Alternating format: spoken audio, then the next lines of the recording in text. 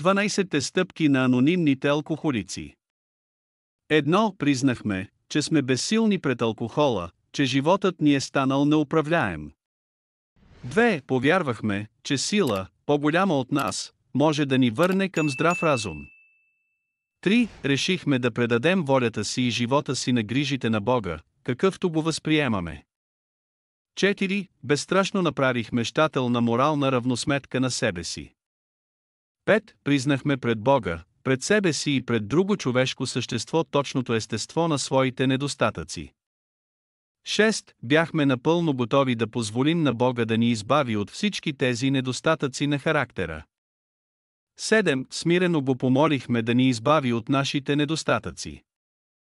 8. Направихме списък на всички онези, които сме обидили, и бяхме готови да им се реваншираме.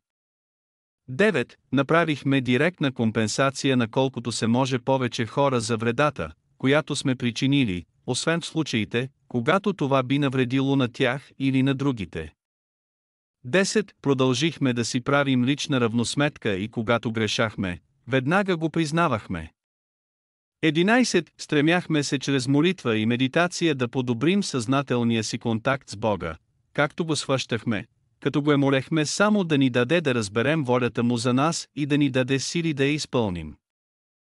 12. След като получихме духовно пробуждане в резултат на тези стъпки, ние се стремим да предадем това послание на други алкохолици и да практикуваме тези принципи във всичките си дела.